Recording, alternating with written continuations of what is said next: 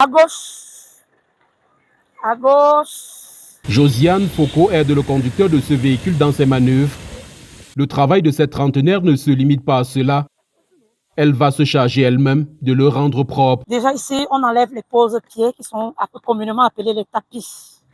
C'est la première des choses. Avec passion, elle exécute les tâches de manière méthodique, les unes après les autres. Là, je suis en train de laver les pose-pieds. La prochaine étape, c'est l'intérieur de la voiture. Même là où il faut un peu plus de force physique, elle répond présente.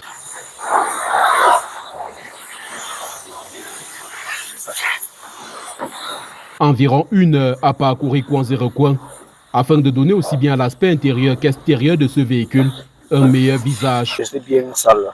Bon, maintenant, je pars avec une plaisir étant satisfaite. La satisfaction est d'ailleurs le leitmotiv de Josiane.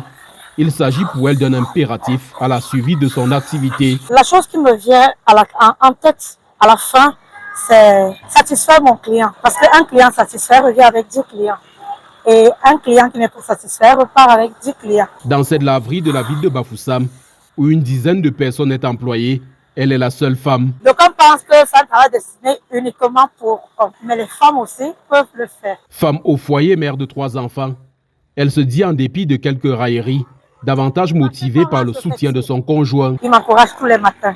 Chérie, est-ce que tu vas pas au boulot? Ça, mon homme, il est waouh, la complicité entre nous. Dans un domaine où exercent majoritairement les hommes, elle a réussi à s'imposer et constitue même un facteur d'attraction pour cette laverie. Il faut un peu de force physique pour exercer ce métier. Donc, genre, elle essaye de faire les efforts. Bon, elle ne fait pas les efforts, mais elle le fait.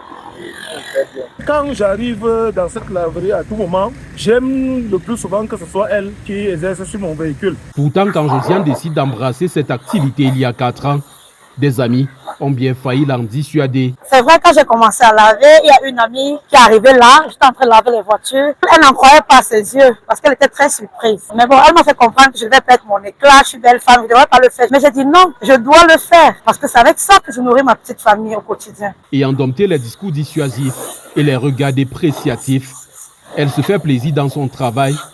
Josiane pense que ce qui a été possible pour elle peut l'être pour les autres femmes. Toute femme ne doit pas toujours attendre un homme. J'encourage même certaines femmes aussi de faire pareil, de prendre l'exemple chez elles.